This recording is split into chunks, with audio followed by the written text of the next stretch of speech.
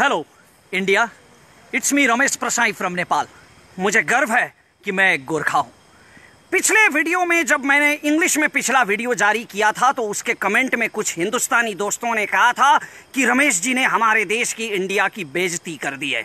नहीं करना चाहता, कोई भी नेपाली इंडिया की बेइज्जती नहीं करना चाहता। हम तो सबका सम्मान करते हैं, लेकिन आप लोगों के वो इंटेलेक्चुअल टेररिस्ट, वो बौद्धिक आतंकवादी अर्नब गोस्वामी और उसके फेलो पत्रकारों ने मेरी मातृभूमि की इतनी बेइज्जती कर दी कि मुझे उन्हें उन्हीं के लहजे में जवाब देना पड़ा। वैसे भी हम आपकी तरह गांधी के देशवासी तो है नहीं जो एक गाल पे थप्पड़ मारे तो दूसरा गाल आगे कर दे।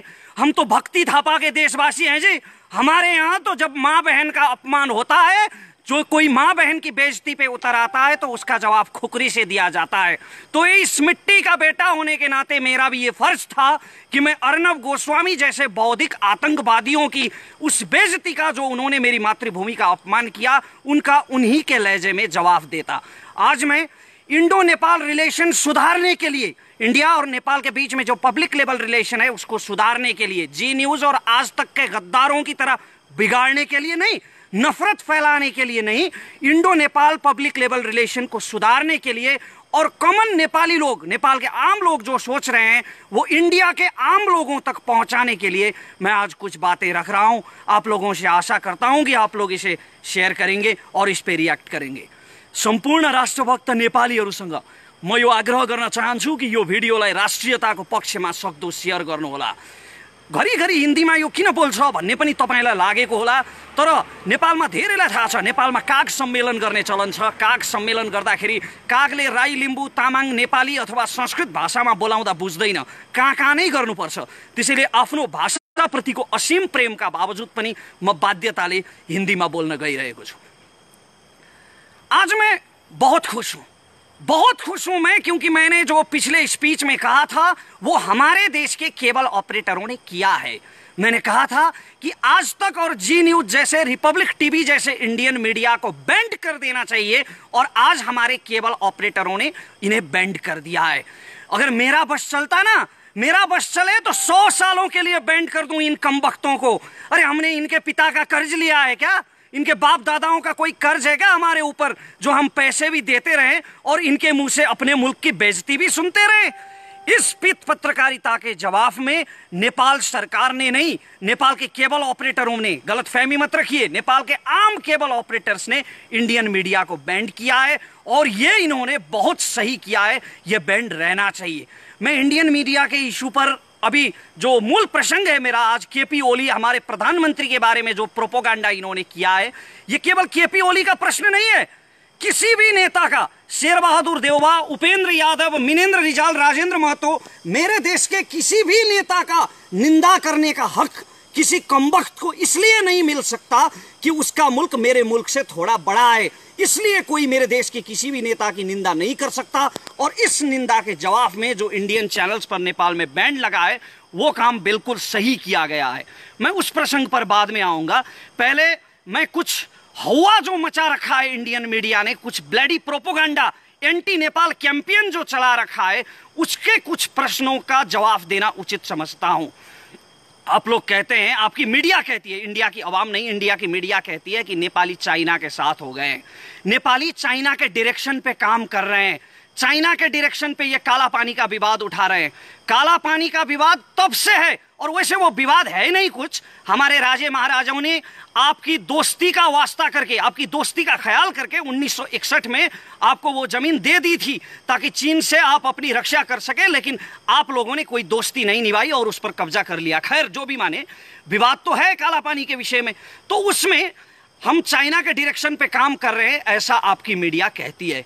अगर हम चाइना के डायरेक्शन पे काम कर रहे होते ना मित्रों, तो इतिहास का एक प्रसंग मैं आपको सुनाता हूं। जब नेपाल में मातृका प्रसाद कोइराला प्रधानमंत्री की सरकार थी, तब हमने उत्तर की हमारी जो चीन की सीमा है ना, उस चीन की सीमा में 18 जगहों पर हमने भारतीय सेना के पोस्ट रखने की इजाजत दे दी थी। आपके और हमारे सुमधुर संबंधों का ख्याल करके, दोस्ती का ख्याल करके, चीन के साथ जुड़ी हमारी सीमा में आपके 18 पोस्ट रखने की इजाजत हमारी सरकार ने दे दी थी, क्योंकि हम लोग आपके साथ थे। और अगर हम अब इस वक्त चीन के साथ होते ना, तो चीन तो आपको दबाने में लगा हुआ है, लद्दाख में दबा रहा है, सिक्किम में पिट रहा है, गलवान में आपके 20 सैनिक मार दिए चीन ने। तो चीन आपको दबाने में जब अभी लगा हुआ है, घेरने में लगा हुआ है, अगर हम पूरी तरह से चीन के साथ में होते तो चीन की सेना को मेची किनारे लाके खड़ा कर दिया होता हमारी सरकार ने, आपके सिलीगुड़ी कॉरिडोर के बिल्कुल पास। वो सिलीगुड़ी कॉरिडोर जो इंडिया की नॉर्थ ईस्ट और इंडिया के मेनलैंड को जोड़ता है, उस सिलीगुड़ी कॉरिडोर के पास मेची किनारे आज चीन की सेना बैठी होती अगर हम नेपाली चीन का साथ दे रहे होते तो। नेपाल एक स्वाधीन राज्य है और हम चीन का ना इंडिया का, हम किसी का भी पक्ष में और किसी के भी विपक्ष में हम कोई कदम नहीं उठाते। हम अपनी स्वाधीनता सुरक्षित करने के लिए काला पानी पर दावा कर रहे हैं। जो हमारी जमीन है उसमें चीन का कोई रोल नहीं है, और चीन का रोल इसलिए है कि चीन ने आप लोगों के साथ ट्रेड ट्रीटी की है, व्यापार संधि की है उसने लिपुलेख को लेकर। लिपुलेख को व्यापारिक नाका बनाने की जो संधि चीन ने आपके साथ की है, हमने चीन को भी, सिर्फ आपको नहीं, चीन को भी हमने डिप्लोमेटिक नोट भेजा है और हम किसी के भी पक्ष में नहीं है। ये बात मैं क्लियर कर देना चाहता हूं। हमने हमेशा इंडिया के साथ दोस्ती निभाई है। कुछ मित्रों ने कहा था मेरे पिछले वीडियो पे कि इंडिया की बेइज्जती कर दी। नहीं, हम सम्मान करते हैं अपने पड़ोसियों का, जितना सम्मान आप हमारा नहीं करते।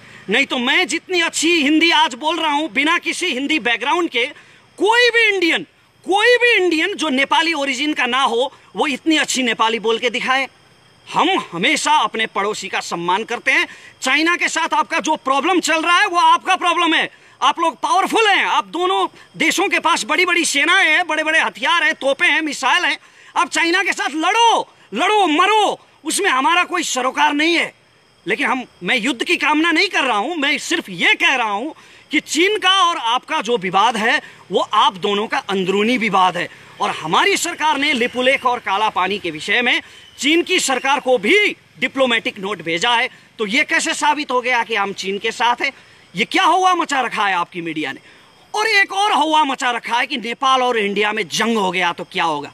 बड़ा अहंकार है भाई आप लोगों को अपनी शक्ति पे, बहुत बड़ा अभिमान है आप लोगों को। इतने छोटे से देश के साथ जंग की कल्पना करते हैं और ये कहते हैं कि नेपाल इंडिया की सैनिक शक्ति के सामने नहीं टिक पाएगा। आप तो बहुत धार्मिक कहते हैं ना आप लोग अपने आप को। अभी तो बीजेपी की सरकार है, उधर आरएसएस की सरकार चल रही है, बहुत धार्मिक कहते हैं आप लोग। तो बड़े गजब के धार्मिक लोग हैं भाई आप लोग राम मंदिर के लिए लड़ेंगे, मरेंगे और सीता के मायके पे हमला करेंगे। वैसे भी आप किसके दम पे ये दावा कर रहे हैं? हमारे भाइयों ने आप लोगों के लिए, आप लोगों की जमीन के लिए, आप लोगों की स्वाभिमान के लिए लड़कर यहां गोली खाई है, माथे पे गोली खाई है। आपके जनरल श्याम माणिक शाह कहते थे कि अगर कोई कहे कि उसे मौत से डर नहीं लगता, अगर कोई कहे कि उसे मरने से डर नहीं लगता, तो या तो वो झूठ बोल रहा है या तो वो गोरखा है। तो हमारे गोरखा भाइयों ने आप लोगों के लिए गोली खाई है कारगिल की पहाड़ियों में, वरना पाकिस्तानी पंजाबी पठानों से हमारा क्या लफड़ा था? आप लोगों के लिए मरे हैं हमारे भाई। अभी मैं नाम गिनवाने जाऊं तो 1000 के करीब हो जाएंगे और ये वीडियो ऐसे 100 वीडियो कम पड़ जाएंगे। हमारे भाइयों ने जो पुरुषार्थ आप लोगों के लिए किया है वो गिनवाने जाऊं तो ऐसे 100 वीडियो कम पड़ जाएंगे। हमने हमेशा दोस्ती निभाई है और आप लोगों ने अभी इस दोस्ती का लिहाज नहीं रखा है। और आप लोग नेपाल से युद्ध की बात करते हैं। आप लोगों को शर्म आनी चाहिए, लज्जा होनी चाहिए नेपाल से युद्ध की बात करते हुए। हमने हमेशा आपके साथ दोस्ती निभाई है। लश्कर ए तैयबा का टेररिस्ट हाशिम भटकल और टुंडा जो नेपाल में छुपे हुए थे, वो हमारी अथॉरिटी की मदद से इंडियन अथॉरिटी के हवाले हुए हैं। अगर हमारी अथॉरिटी नेपाल में मदद नहीं करती तो थोड़ी पकड़ के इंडिया ले जाते उनको। डॉक्टर अमित कुमार रावत, आपके किडनी माफिया का किंग, जब यहां छुपा हुआ था तो हमने उससे पकड़कर आपके हवाले किया है। तो हमने हमेशा भारत का सम्मान किया है और भारत से दोस्ती निभाई है। लेकिन ये आप लोग हैं जो इस दोस्ती के खिलाफ जा रहे हैं। और स्पेशली इंडिया की आवाम का इसमें कोई दोष नहीं है। इंडिया की आवाम मैं समझता हूं कि हमारी ही तरह इनोसेंट है, जो आपस में समझदारी चाहती है। लेकिन आपकी मीडिया जो है, जो ये इंटेलेक्चुअल टेररिस्ट हैं, इस वक्त इंडिया को सबसे ज्यादा खतरा इन इंटेलेक्चुअल टेररिस्ट से है। ये बौद्धिक आतंकवादी जो आपस में नफरत फैला रहे हैं, अपनी बौद्धिकता का दुरुपयोग कर रहे हैं, ये लोग इंडियन अवाम को नेपाल के खिलाफ भड़का रहे हैं और नफरत पैदा कर रहे हैं। एक और बात मैं यहाँ पे बताना चाहता हूँ। आप लोगों ने बहुत ये हवा मचा रखा है। कुछ लोगों ने कहा था मेरे वीडियो के जवाब में, कुछ मित्रों ने भारत से कहा कि ये तो नेपाल ने जमीन छोड़ दी थी, कई सालों पहले काला पानी छोड़ दी थी, तो उसमें अभी काहे का विवाद? वो जमीन छोड़ दो ना, वो तो तुम लोगों ने कई साल पहले छोड़ दी थी। तो आप लोग छोड़ दो ना पाकिस्तान के कब्जे वाला कश्मीर, जो आपने 1948 में छोड़ दी थी। आपके प्रधानमंत्री नेहरू ने तो युद्ध विराम कर दी थी, सीजफायर लाइन वहां पे खींच दी थी, तो वो अभी पाकिस्तान के पास है। तो आप लोग क्यों दावा कर रहे हो उस कश्मीर पे? छोड़ दो ना। बुरा लगा ना? मेरे ये कहने से बुरा लगा ना? ऐसा ही बुरा लगता है, ऐसा ही, ठीक ऐसा ही बुरा लगता है जब कोई अपने देश की स्वाधीनता के बारे में ऐसा कहता है। जमीन 1 इंच भी क्यों ना हो, अपनी जमीन अपने को प्यारी होती है। और आप लोगों की तरफ से, भारत की तरफ से एक मीडिया पर्सन ने यह भी कहा था, मैंने एक मीडिया आर्टिकल सुना था जहां वो सज्जन ये कह रहे थे कि अभी काला पानी हमारे पास है, नेपाल के पास नहीं है। तो आपके बाप दादाओं का जहां तक राज था, आपके बाप दादाओं ने जहां तक अपनी सीमा फैलाई थी, क्या वहां तक मांगोगे आप लोग? इस हिसाब से तो नेपाल सतलज तक था पश्चिम में, और पूर्व में टिस्टा तक था। हाँ, सही कहा। मांगने को तो हम वहां तक भी मांग सकते हैं, दावा हम वहां तक भी कर सकते हैं। ये मैं कोई अर्नब गोस्वामी की तरह हवा में नहीं चिल्ला रहा हूं, पागलपन के दौरे नहीं पड़ रहे हैं मुझे, हिस्टोरिकल फैक्ट की बात करता हूं। 1950 में जब नेपाल भारत मैत्री संधि हुई थी, तो उस मैत्री संधि में यह कहा गया था कि सुगौली संधि खारिज हो चुकी है और ब्रिटिश सरकार से हुई सारे समझौते खारिज हो चुके हैं। तो इस हिसाब से अगर सुगौली संधि खारिज हो गई तो टिस्टा से सतलज तक की जमीन तो हमारी हुई ना। अगर आप लोग सुगौली संधि मानते हैं तो सुगौली संधि के नक्शे में लिखा है, उसके डिस्क्रिप्शन में लिखा है कि काली नदी का ओरिजिन जो है वो लिम्पियाधुरा है। वो ब्रिटिश के नक्शों में लिखा है, कई नक्शों में लिखा है। और इतना भी दूर जाने की जरूरत नहीं है, अभी तो बीजेपी की सरकार है ना वहां। आरएसएस के कार्यकर्ता तो बस स्कंद पुराण उठा के देख लें।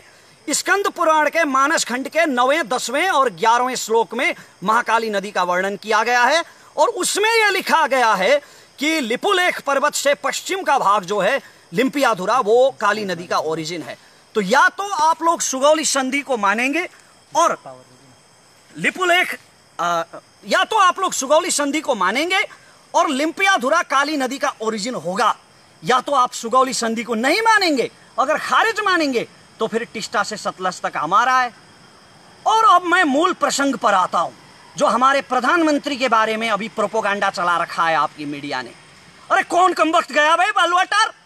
जी न्यूज का कौन सा कमबख्त पत्रकार गया बालुआटार और उसने सुन लिया वो कन्वर्सेशन जो प्रधानमंत्री और चीन के राजदूत हो यांकी के बीच में हुआ था? किसने सुना वो कन्वर्सेशन और किसने रिकॉर्ड किया? किस बेस पर ले आए ये पीत पत्रकार ये कन्वर्सेशन? अरे बेशर्मो, कुछ तो शर्म करो। किसी देश के प्रधानमंत्री के बारे में बात कर रहे हो तुम लोग, और प्रधानमंत्री जो बुजुर्ग हैं, अभी अभी किडनी ट्रांसप्लांट हुआ है उनका, फिर भी दम उनमें इतना है कि एक छोटे से देश में बैठ के दिल्ली हिला रहे हैं। तो प्रधानमंत्री के बारे में ऐसे निराधार बात, ऐसे निराधार प्रोपोगंडा किस बेस पर फैलाए गए? किस कमबख्त ने वहां पे सुना और किसने रिकॉर्ड किया? ये कुछ नहीं, बस जी न्यूज ने कहा और हो गया। तो ऐसे जो इंडियन मीडिया ने ये प्रोपोगंडा फैला रखा है, इन्होंने जो ये फेक न्यूज फैला रखे हैं, इसमें इंडियन मीडिया का ही नहीं, इंडियन गवर्नमेंट का भी दोष है। अरे लॉ एंड ऑर्डर नाम की कोई चीज है कि नहीं आप लोगों के यहाँ? आप लोग तो बहुत बड़ी बड़ी बातें करते हैं कि भारत दुनिया का सबसे बड़ा लोकतंत्र है। तो लोकतंत्र में लीगलिटी नाम की भी कोई चीज होती है, लोकतंत्र में कानून नाम की भी कोई चीज होती है। और अगर भारत सरकार सच में नेपाल से दोस्ती बढ़ाना चाहता है, सच में नेपाल से बिगड़े हुए संबंधों को सुमधुर करना चाहता है, तो भारत सरकार को यह चाहिए कि जी न्यूज को तुरंत ब्लैकलिस्टेड करे। जी न्यूज और इससे जुड़े जितने भी मीडिया हैं, उनके ऊपर भारत सरकार को कानूनी कार्रवाई करनी चाहिए। अगर यह किया गया तो एक उदाहरण होगा, और नेपाल के लोगों के मन में जो भारत के प्रति जो अविश्वास खटक रहा है, वो अविश्वास कुछ हद तक उसका समाधान निकल पाएगा। तो ये भारत सरकार को करना चाहिए, और इंडिया की आवाम, इंडिया की जनता जो नेपाल और भारत का संबंध सुमधुर हो, सुदृढ़ हो, ऐसा चाहती है, उन्हें भी ऐसे चैनलों का बहिष्कार करना चाहिए। ये इंडियन मीडिया है ना, जो ये पूरे साउथ एशिया के लिए कैंसर बन चुका है, ये ब्लडी प्रोपोगंडा यूनिट बन चुका है। इनको कोई सच नहीं चाहिए, सच का व्यापार करते हैं ये। और इससे केवल नेपाल ही पीड़ित नहीं है, सिर्फ हम ही पीड़ित नहीं हुए हैं इससे आपका भारत भी उतना ही पीड़ित हुआ है। ये लोग कोरोना के बढ़ते संक्रमण और क्वारंटाइन में पीड़ित भारतीयों की बात नहीं करेंगे। ये लोग एक पेपर में जो खाना खा रहे होते हैं, अखबार के कागज में खाना खा रहे होते हैं, जो उन पीड़ितों के बारे में बात नहीं करती है, उन गरीबों के मजदूरों के बारे में बात नहीं करती है। हिंदू मुस्लिम की बात करेंगे, तबलीगी जमात की बात करेंगे, कम्युनल हार्मनी को बिगाड़ने के लिए और उसका व्यापार करने के लिए। ये मैं फैक्ट के आधार पे कह रहा हूं, ऐसे ही नहीं कह रहा हूं।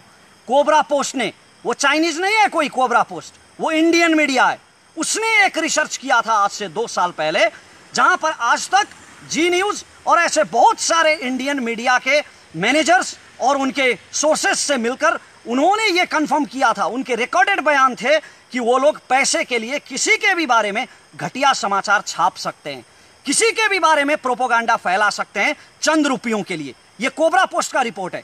और हाल ही में आप ही की एक इंडियन मीडिया ने रिसर्च किया है, जिसमें यह पाया गया है कि बड़े बड़े इंडियन मीडिया और न्यूज चैनल्स के मोर देन 90%, 90% से ज्यादा उनकी खबरें जो होती है वो हिंदू मुसलमान के बेस पर होती है, वो राम मंदिर के बेस पर होती है, ऐसे ही विवादों के बेस पर होती है, विकास के मुद्दों की वो बात नहीं करते। खैर, ये भारत का अंदरूनी मामला है, लेकिन नेपाल भारत का ये जो संबंध अभी इतना ज्यादा नफरत फैला है, इस नफरत के चलते इंडियन मीडिया को बैंड करने का ये डिसीजन ये बहुत सही लिया गया है। और अंत में मैं ये कहना चाहता हूं कि हमारा जो संबंध है, ये रोटी बेटी का रिश्ता, रोटी बेटी का रिश्ता जो आप कहते हैं ना, आप लोग जो बड़ा भाई छोटा भाई कहते हैं, वैसे मैं बड़ा भाई मानता नहीं हूं इंडिया को, क्योंकि इंडिया से पहले हमारे देश की उत्पत्ति हुई है। और यह भी मैं फैक्ट के बेस पर कहता हूं। चाणक्य को आप लोग बहुत मानते हैं ना, कौटिल्य को, तो कौटिल्य ने अपने अर्थशास्त्र में लिखा है, जब मौर्य साम्राज्य नहीं बना था, जब चंद्रगुप्त मौर्य ने आपका वो अखंड भारत नहीं बनाया था, वो बनने से पहले कौटिल्य ने अपने अर्थशास्त्र में नेपाल देश का वर्णन किया है। तो इसका मतलब ये होता है कि अखंड भारत से पहले नेपाल का जन्म हुआ है। इसलिए मैं बड़ा भाई मानता नहीं इंडिया को, वैसे भी भाई तो हैं हम। तो ये भाईचारा नहीं हो सकता। आप किसी के प्रति इतना नफरत फैलाएंगे तो ये भाईचारा नहीं हो सकता। हमारा संबंध बहुत पुराना है, इतना पुराना जब मानव सभ्यता का ठीक से उदय भी नहीं हुआ था। हिमालय के हमारे किराती जाके हस्तिनापुर में लड़े हैं महाभारत की लड़ाई में, और राम जानकी का विवाह संगम वो मुझे दोहराने की जरूरत नहीं है। तो इतिहास से वर्तमान तक हमारा एक सांस्कृतिक संबंध भी है, हमारा व्यापारिक संबंध भी है, हमारा बायलैटरल रिलेशन भी है। दोनों तरफ के लोग, अरे आपके देश से तो कई लोग तो यहाँ भिक्षाटन के लिए भी आते हैं। आपके देश में तो वैसे मैंने सुना है धंधा भी चलता है, ये धंधा भी चलता है कि किसी के पैर काट दो, किसी के हाथ काट दो और उसे भीख मांगने के लिए सड़क पे छोड़ दो। ये मैंने आप ही के मीडिया से सुना है। तो वैसे लोग, हाथ पैर कटे हुए लोग सैकड़ों की संख्या में यहाँ आके भिक्षाटन भी करते हैं। तो दोनों तरफ के लोग एक दूसरे के साथ काम करते हैं। और प्रधानमंत्री के साथ, प्रधानमंत्री के विषय को लेकर, प्रधानमंत्री के व्यक्तित्व को लेकर ये जो प्रोपोगंडा फैलाया गया है, इसके बारे में मैं ये कहना चाहता हूं कि ये प्रोपोगंडा अंतर्राष्ट्रीय रूप से भी इसने भारत की बेइज्जती की है। इसे पत्रकारिता के इतिहास में, विश्व पत्रकारिता के इतिहास में इसे काले अक्षरों से लिखा जाना चाहिए। वो आपका देश है, वो आपका देश है जहां सैकड़ों गर्लफ्रेंड्स बदलने वाले चरित्रहीन व्यक्ति को सुपरस्टार का तमगा दिया जाता है। लेकिन हमारे यहां कभी नेपाल घूमने आइए आप लोग, नेपाल में कोई भी लीगल रेड लाइट एरिया नहीं है। हम महिलाओं का बहुत ज्यादा सम्मान करते हैं और हमारा नेपाली समाज काफी चरित्रवान है। तो ऐसे प्रोपोगंडा पर यकीन मत कीजिए। और मैं इंडियन पब्लिक से ये निवेदन करता हूं कि ऐसे चैनलों का आप लोग बहिष्कार करें। हमारा जो बायलैटरल रिलेशनशिप है, पब्लिक लेवल रिलेशनशिप है, ये हमेशा चलता रहे। इंडिया और नेपाल दोनों देशों की प्रगति हो, यही मैं अंत में कामना करता हूं। और ये नफरत की दीवार जो ये इंटेलेक्चुअल टेररिस्ट फैलाने की कोशिश कर रहे हैं, आपके और हमारे दिल में जो जहर भरने की कोशिश कर रहे हैं, इस जहर से बचें, मैं ये सबसे प्रार्थना करता हूं। धन्यवाद। जय नेपाल। ओके भने रमेशजी, अलिकति हामीले केही प्रश्न गर्नुपर्ने हुन्छ। तपाईले यो लाइभलाई काटेर आफ्नो फेसबुक पेजमा पनि राख्न सक्नुहुन्छ र तपाईले शेयर गर्न मन लाग्यो भने अझ गजब पनि हो, शेयर गर्नु एक किसिमको राम्रो तपाईको बानी पनि हो, हामी यो भन्न चाहन्छौँ। र तपाईले हामीलाई यति बेला फेसबुक पेजमा मेरो फेसबुकबाट लाइभ हेरिराख्नु भएको छ, जीवन विष्टको फेसबुकबाट भनेदेखि तपाईले हामीलाई एक्सन नेपाल अनलाइन टिभीबाट पनि हेर्न सक्नुहुन्छ र फेसबुक लाइभलाई तपाईले जुनसुकै पेजमा पनि राख्न सक्नुहुन्छ। तर एक्सन नेपाल अनलाइन टिभीको भिडियो राख्नु भएमा चाहिँ हामी उचित किसिमको त्यहाँ व्यवस्था भए अनुरूपको कार्य गर्न बाध्य हुनेछौँ। रमेशजी, के छ आज अन्य समयमा भन्दा अलिकति आवाजमा नम्रता विनम्रता देखियो नि? यो जरुरी छ जीवनजी, किनभने यो सम्बन्ध बिगार्नको लागि होइन। अघि नै मैले भने यो घृणा फैलाउनको लागि बोलिएको होइन। म धेरै कुरा बोल्न सक्थेँ, इन्डियनहरूप्रति भारतीयहरूप्रति लक्षित गरेर अर्णव गोस्वामीले बोले जस्तै, श्वेता सिंहले बोले जस्तै बोल्न सक्थेँ, तर यो घृणा फैलाउनको लागि लक्षित होइन। यो मित्रतालाई, यो सम्बन्धलाई सुधार्नको लागि लक्षित हो। हामी एउटा पत्रकारिताको सिकारु विद्यार्थी भएको नाताले पनि विश्वका चाहिँ पत्रकारिताका विभिन्न दर्शन तथा सिद्धान्तहरू र पत्रकारिताका एउटा जुन परिधि नम्स हुन्छ यसलाई हामीले बुझेका छौँ, मिडियाले होइन, एउटा मिडियाको नम्सहरू बुझेका छौँ। तर भारतमा जुन एक किसिमको यो नाङ्गो चरित्र देखियो, यसलाई विश्वले कसरी बुझेको छ जस्तो लाग्छ? मैले अघि पनि भने यो विश्वको पत्रकारिताको इतिहासमा यो घटना कालो अक्षरले लेखिनुपर्छ र इतिहासले यसको मूल्याङ्कन गर्नुपर्छ। यो पित पत्रकारिता हो। तर भारतकै बौद्धिक जगतले पनि भारतको यो पत्रकारितालाई त गोदी मिडिया यानि कि सत्ता र शक्तिको पावर वरिपरि घुम्ने एउटा चाहिँ पत्रकारिताको रूपमा बुझ्छ नि? पक्कै पनि र यो स्वाभाविक पनि हो, किनभने भारतीय मिडियामा कहिले पनि सत्ताको विरोध गरिँदैन अधिकांश मिडियाहरूमा, र भारतीय मिडियाले समाजमा चाहिँ हार्मोनी बिगार्ने खालको साम्प्रदायिकतालाई प्रोत्साहन गर्ने खालका खबरहरू बारम्बार प्रसारण गरिरहन्छन्। यी गोदी मिडिया नै हुन्। र यति बेला चाहिँ हाम्रो मधेसी पहाडी हिमाली भन्ने त्यो भावना छैन। यति बेला हाम्रो राष्ट्रिय एकता साँच्चीकै देखिएको छ होइन। यसमा हामी असाध्यै खुसी हुनुपर्छ। र जति पनि अन्य नेपालीहरू हुनुहुन्छ, यो हिन्दीको जुन हिन्दी भाषाको प्रयोग गर्नु परेको सन्दर्भमा त तपाईँले आफ्नो धारणा राखि नै सक्नु भएको छ होइन। नेपालको प्रेस काउन्सिल र मिडिया जगतले चाहिँ यसमा कस्तो किसिमको भूमिका खेल्न सक्थ्यो र स्वयं परराष्ट्र मन्त्रालयले खेल्नुपर्ने भूमिकाहरू केही थियो कि? नेपालको परराष्ट्र मन्त्रालयले तुरुन्तै एउटा नोट पठाउनु पर्थ्यो, प्रेस नोट, डिप्लोमेटिक नोट पठाउनु पर्थ्यो भारत सरकारलाई, किनकि हाम्रो परराष्ट्र मन्त्री त निकै अलिकति बौद्धिक किसिमको हुनुहुन्छ होइन। प्रधानमन्त्रीको मानहानि हो। हाम्रो परराष्ट्र मन्त्रालयले सोचिरहेको होला, यो विषयमा सोचिरहेको होला, आशा गरौँ। प्रेस काउन्सिलको भूमिकालाई के भन्नुहुन्छ? उसले एउटा चाहिँ लेटर पनि लेखेको भनिन्छ। प्रेस काउन्सिलले वक्तव्य जारी गरेको छ र धेरै पहिला पनि प्रेस काउन्सिलले सरकारलाई यस विषयमा पत्राचार गरेको बुझिन्छ। हामी आम नागरिकको भूमिका के अब यो विषयमा? हामी आम नागरिकले यसरी नै एकअर्कालाई सामाजिक सञ्जालमा जहाँ हामी जोडिन्छौँ, हाम्रा भारतका मित्रहरूसँग जहाँ हामी जोडिन्छौँ, हामीले आफ्नो देशको आफ्नो दृष्टिकोण के हो, हाम्रो देशको आम नागरिकले के सोच्छ, त्यो दृष्टिकोण पुर्याउनमा हामीले आफ्नो भूमिका खेल्न जरुरी छ। बोलेर के हुन्छ भन्ने मान्छेहरू पनि हुनुहुन्छ नि। बोलेर नै तपाईको विचार विनिमय गर्न सकिन्छ, किनकि नागरिक दबाव सबैभन्दा ठुलो दबाव हो होइन। बोलेर नै तपाईको धारणा अरूसम्म पुर्याउन सक्नुहुन्छ, अर्को कुनै माध्यम छैन। सामाजिक सञ्जालमा होइन त लगायतका अन्य चाहिँ तपाईँका अन्य किसिमका सर्वनामहरूको प्रयोग गरेर उच्चिङ्गल टाइपले चाहिँ भारतलाई गाली गर्नु, त्यो त्यति चाहिँ सुयुक्ति हुँदैन, त्यो अति सुयुक्ति हुन जान्छ। हामीले डिप्लोमेटिक तवरले नै ऐतिहासिकताको आधारमा, हामीले तथ्यको आधारमा आफ्ना विचारहरू बडो नम्र भाषामा राख्नुपर्छ तपाईँ भन्नुहुन्छ? पक्कै पनि। यद्यपि भारतका चाहिँ अन्य जनहरूप्रति हाम्रो एक किसिमको सम्मानै छ। अहिले जुन चरित्र देखिएको छ त्यहाँको सरकारबाट, त्यहाँको राजनीतिज्ञहरूबाट, त्यहाँको मिडियाबाट यो चाहिँ खेदजनक छ। हजुर। र एक्सन नेपाल हेरेर बसिरहनुभएका सम्पूर्ण दर्शकलाई धेरै धेरै धन्यवाद। हाम्रो नियमित कार्यक्रम आउने छ, तपाईँ सेयर गर्न नडराउनु होला, किनकि राम्रो कुरा सेयर गर्दा पैसा लाग्ने छैन, यो निःशुल्क सेयर गर्न सकिन्छ, लाइक गर्न सकिन्छ, कमेन्ट गर्न सकिन्छ आफ्ना विचारहरू, किनकि हामी जति कमेन्ट सायद पढ्नेहरू कोही पनि छैन होला। हामी दिनैभरि कमेन्ट पढ्ने काम नै गर्छौँ। हाम्रा भिडियोहरू जुन जुन ठाउँमा पुगिरहेका हुन्छन् हामी भन्छौँ। र असाध्यै आज जङ्गलको यो भागमा आएर हामीले लाइभ गरिरहेका छौँ। यो धरानको पानमारा जाने जङ्गल हो। यो साँझको समय छ, पानी पनि पर्न लागेको छ, केही देखिँदैन, मात्र यो मोबाइलले खिचेको छौँ। यति भन्दै हाम्रा सम्पूर्ण सहकर्मी मित्रहरू सँगसँगै म जीवन विष्ट र म रमेश प्रसाई आज्ञा हुन चाहन्छौँ। भिडियोलाई सेयर गर्नुहोला। सबैलाई धेरै धेरै धन्यवाद।